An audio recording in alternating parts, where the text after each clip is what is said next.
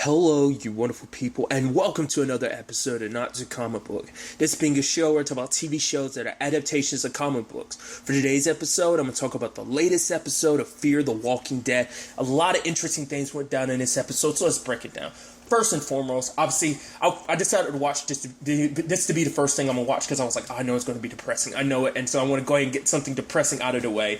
Obviously, we open with, June burying John, and just like, of course we're going to have to see it. And obviously, like, her leaving his hat on the side, and obviously one of his pistols. I was wondering whether or not she was actually going to take it. Obviously, they say like, I think she was going to use it, not, I think she was grabbing it not for sentimental value, but I was wondering whether or not she was going to bury it with him. And granted, I'm sure at that moment she wanted to go for Virginia anyway, but it's also like it would have been a reminder of him. So, but obviously, what bothers June the most, it's like, I saved your life because you said of how important your sister was to you, and now, like, why did she kill John? And she's like, I don't know. And she's like, I think you do. And June is absolutely right. She knows exactly why this all went down. So now it's a situation of Virginia trying to get Morgan on, the radio so she can, like, okay, tell me where my sister is, I also showed you, like, how big her blinders are. Like, when it comes to her sister, everything else kind of doesn't matter. Everything else comes secondary to Dakota and everything. So, obviously, get back to Lawton. She has everybody lined up. And it's like, all right, Morgan, you don't bring me my sister, I'm going to start going down the line. Once again, it's like you want to make it seem like you're doing all this great stuff, and then it's like, right, here you are threatening Grace and her unborn baby. Yeah, that seems super thumbs up, super good, But Morgan shows up, and he's basically saying that this is the end. Everything that she's built is going to be stripped away from her. And it's like, all right, she's all about following the rules and the laws, right? And then he blasts her about, okay, she's lied about everything. The fact of the matter is Janice wasn't the one that killed Cameron. It was Dakota, and she protected Dakota, and John found out, and that's why John died. So, with that, and Victor uses this as an opportunity to go, all right, and, he ends up locked and loaded and turns against Virginia, but also his people does as well, because he's like, you told me to build an army. Should have been more careful about who you think I'd end up using them against. So some of the people there are working for him against her. And I want to say it was it Strand that ended up shooting Virginia? So it was a thing of, it turns into a full-blown shootout. She gets Grace and Daniel out of there. So it's like, now I have hostages to get this to go the way I want it to. Morgan wants to kill her, but it's like, if I do, I'll never find Grace and Daniel, so he takes her with him.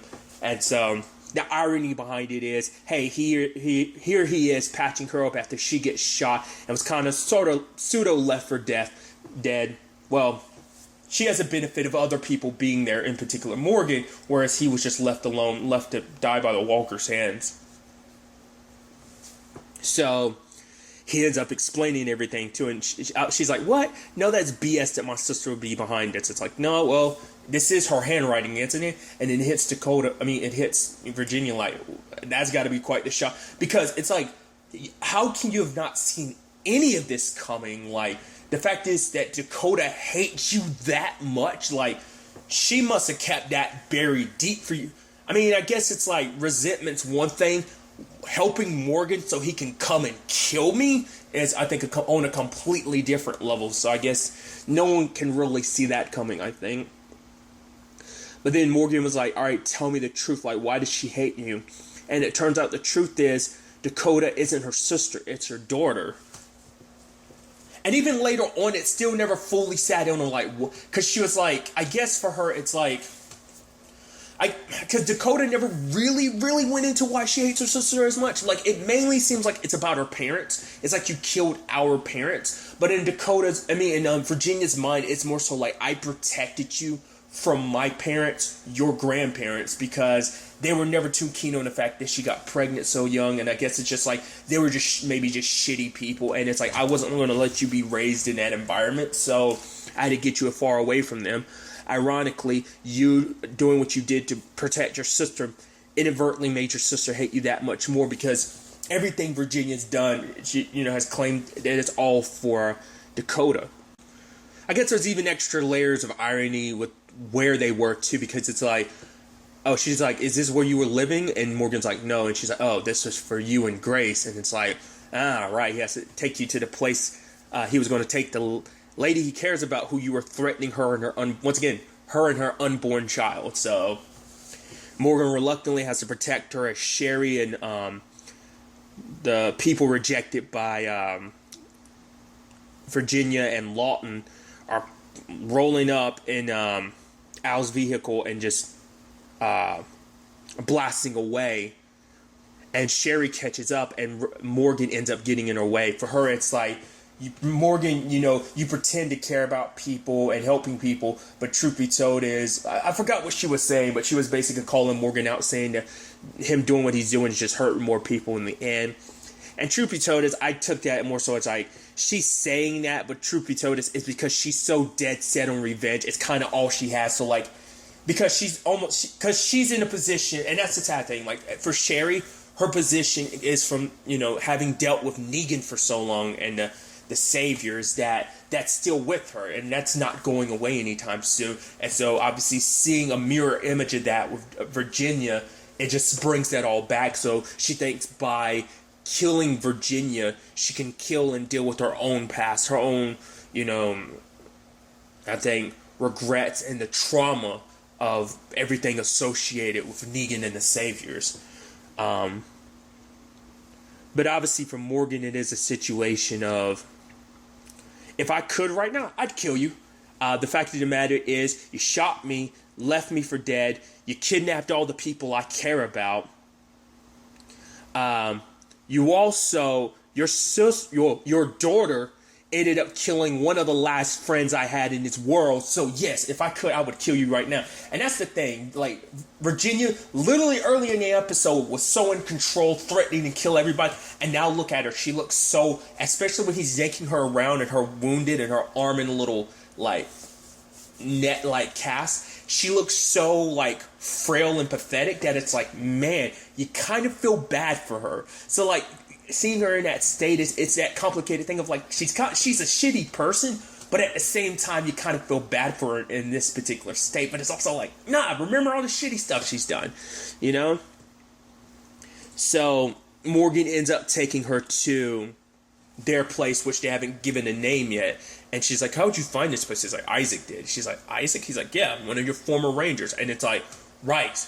More and more betrayal from other people. It's like, well, Isaac's dead now, so he's not here. So I'll take you to go see your sister. Daughter. That's what you've wanted more than anything. Which the moment he arrives, everyone's like, whoa, Morgan, what are you doing? And it's like, yep, she's here to see Dakota.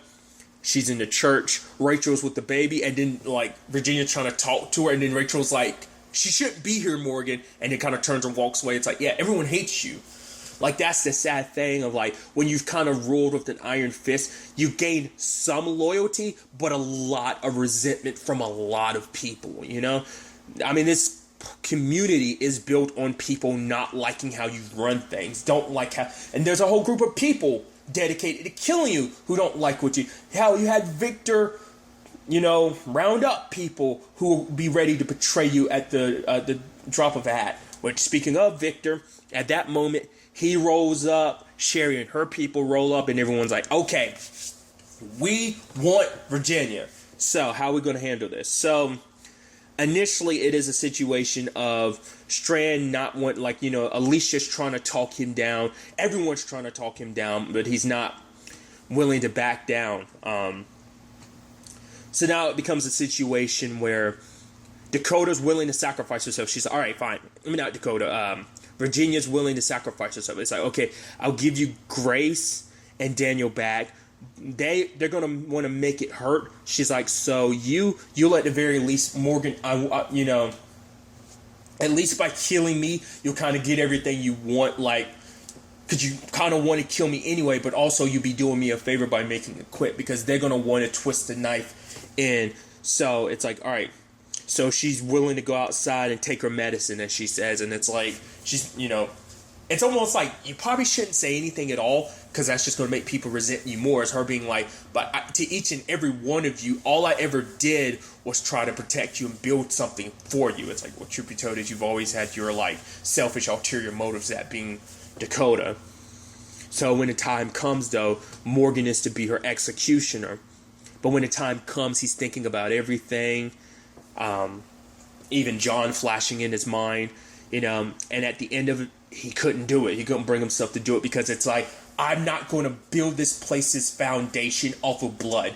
Because he ends up talking about, to like John, I think he talks about, it's either in that scene or the next scene, he talked about the fact is that John wanted the killing to stop, and I'm not about to perpetuate more killing just, because this is, because if we don't stop now, we're just going to keep going and going and going. It's just going to be, and this place shouldn't be built off the foundation of blood, even if, because it's like, because eventually, I think it's that thing of like, once you start, it's like, well, eventually, you're just going to probably keep making excuses of, well, it starts with Virginia, but, then there's going to be another one and another one and another one. And so Morgan decides to like stab the axe, well, his weapon, in the ground. And he's like, I'll pray to God that we won't need it, but it's here if it ever comes down to it. But he wants to, once again, try to find that different way, that better way.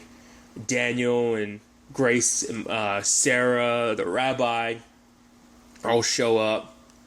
I'm probably doing things a little out of order, so I do apologize.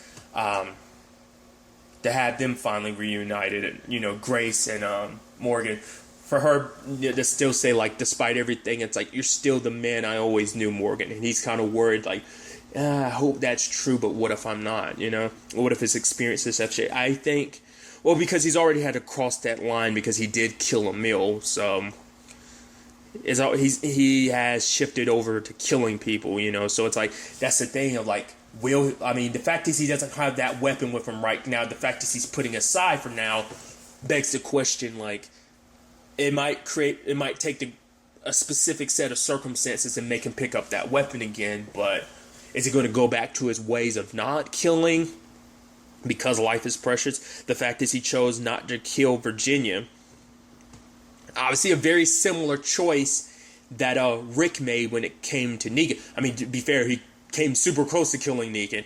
But I'm curious, I don't know if Sherry knows this or not about, well, the fact of the matter is their punishment for Virginia is to basically make her live with all that she's done. It's like, well, the same thing happened to Negan, so I'm wondering how Sherry would feel knowing that there was an opportunity to kill Negan, but they didn't take it. Obviously, there was a lot of people, Maggie herself included, who wanted it to end, so that's actually interesting when you actually kind of draw those parallels in certain regards, like the Negan situation to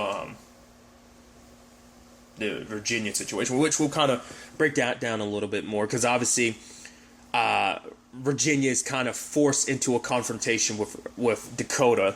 It's like, I wanted you dead, you're supposed to be dead, and it's like, you killed our parents. It's like, no, everything I did for you and everything, so it's like, I guess that's also another level of probably why Dakota doesn't like Virginia, because it's like, you claim that everything you've ever done has been in my name. It's like, now you're claiming that killing, well, my grandparents, your parents, plus all the people you've hurt and screwed over and done this and that were in my name too, It's like, I've killed people, you've killed people, So I think it was her way of trying to make Virginia see like, oh, you're not a good person. You want to make it seem like you are, but you're not, so yeah, Victor willing to leave, but he's asking Alicia to come with him. But Alicia's like, you told me I wanted to do this together since the beginning, but you are the one who made excuses and kind of wanted to handle things on your own. And he's like, he's talking about the fact is that Virginia was building an army for a reason. There's still a threat out there.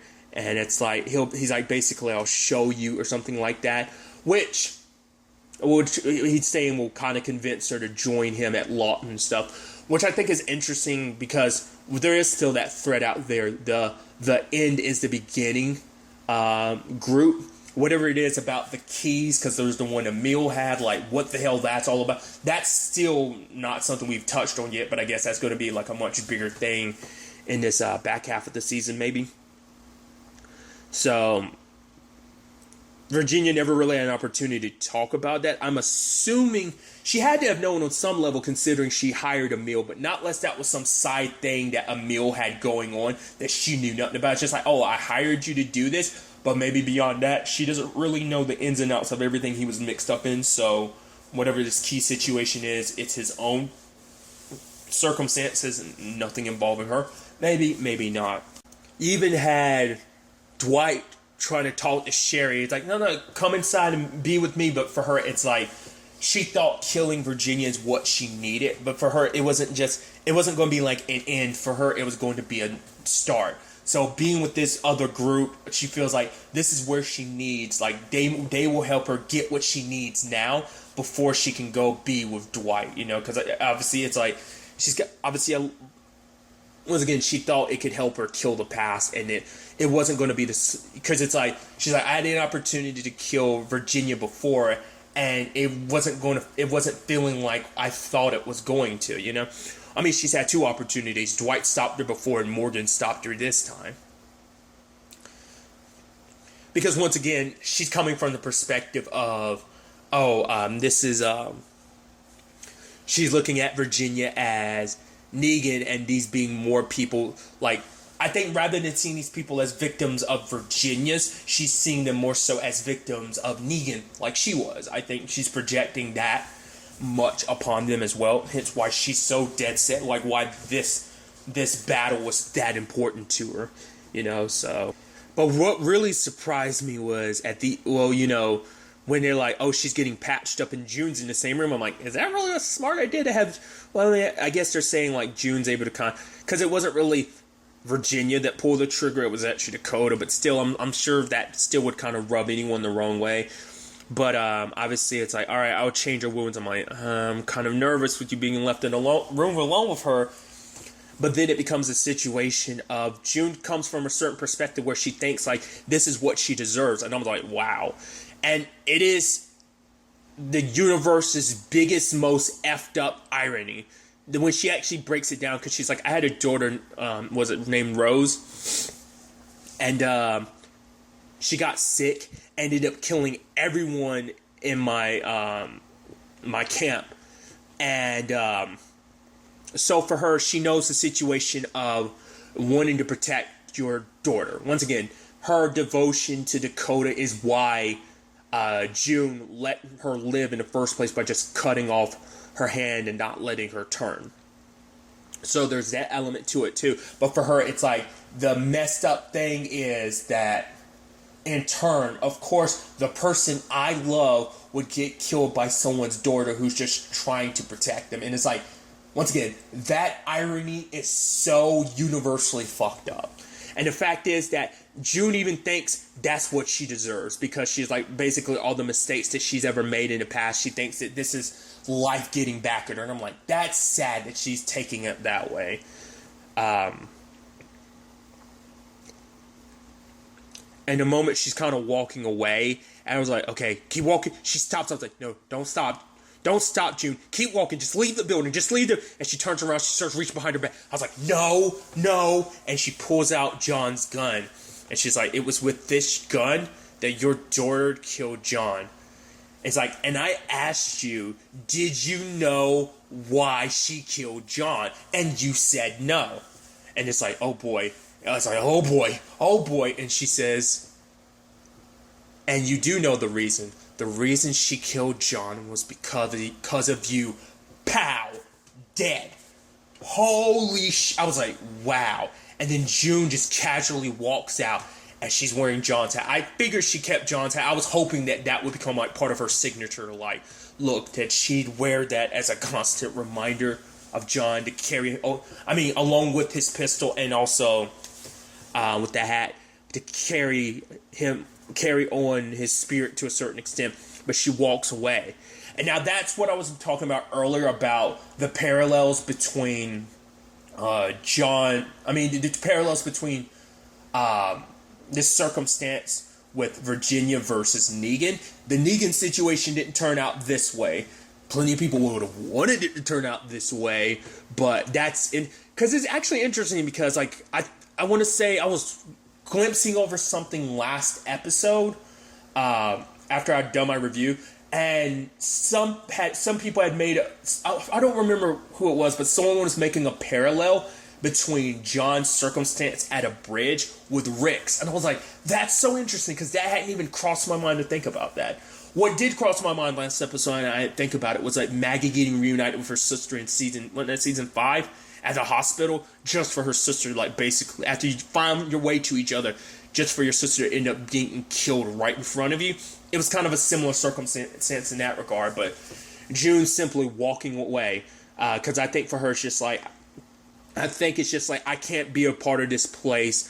I think for her it's like I think for her, she never saw, like, John was the one brought out the good in her. You know, because John was always kind of believing that even if he wasn't around, like, who she was at her core, like, was a good person, that she didn't need him around. But I think for June, it's like, no, I do need you around to be a good person. And since you're not here, what that means, I don't know.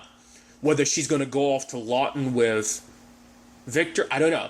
I don't know if that'd be too much of a reminder. Yeah, she killed... I mean, that's the thing, too. It's like, your daughter's still alive, but...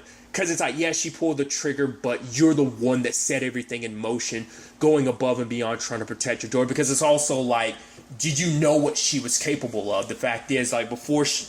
you obviously knew because she killed Cameron and you covered it up. Like, you probably could have prevented a lot of stuff if you had just done that. Because she wouldn't have been in a position to shoot and ultimately kill John if you hadn't done what you did to protect her. Because that was also another line from June of like, I never had to protect my daughter from the fact is that she killed someone. So that was never a thing, you know?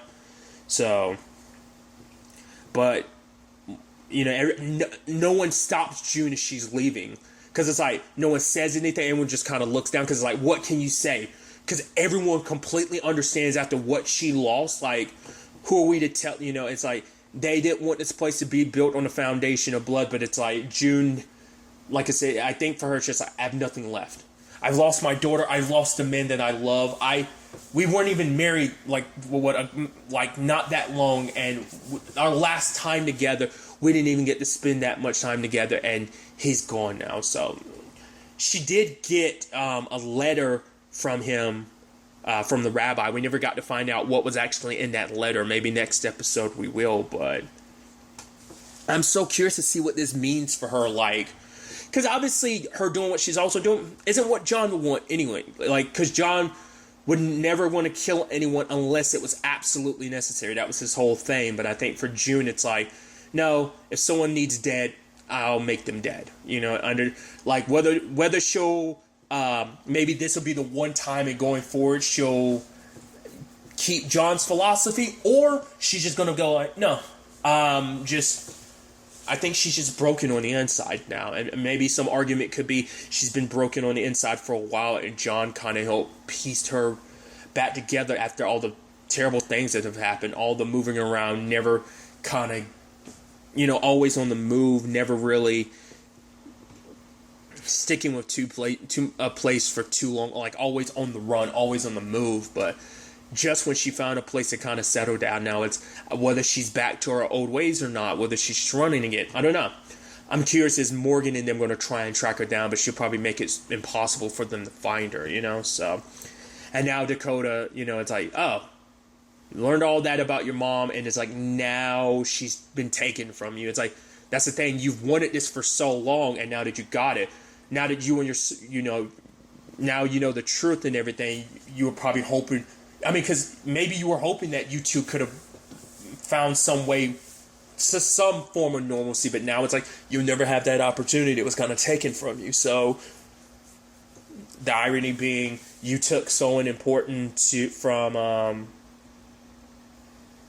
you took someone very important away from June, and now she did the same thing to you. So I guess it's almost tragic, poetic justice in a sense. So I'm curious to see where things kind of go on that front, especially because apparently Dakota's going to be there. But it's like, yeah, there's always going to be that air about, right, you're the one that killed John. So I don't know. I don't know if people are just going to be able to so easily look past that.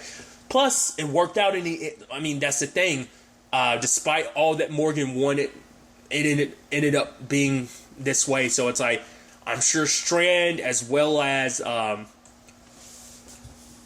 Sherry and the others, will probably hear the news of, oh, she's dead. So the Wicked Witch is dead to a certain extent. So it's like, they kind of got what they wanted in the end. But I don't know. Like I said, I think going forward from here, we're definitely going to be focusing on those keys, and the end is the beginning. But I'm curious. Like I said, did Virginia know more than she let on about all that? We'll ultimately have to wait and see. But I'm really curious to ultimately see where all of this ends up taking us going forward into the next episode. But really, that's all I'm going to talk about. So the next time we meet, be happy, be safe, live life to the fullest, and enjoy it. Good day and goodbye.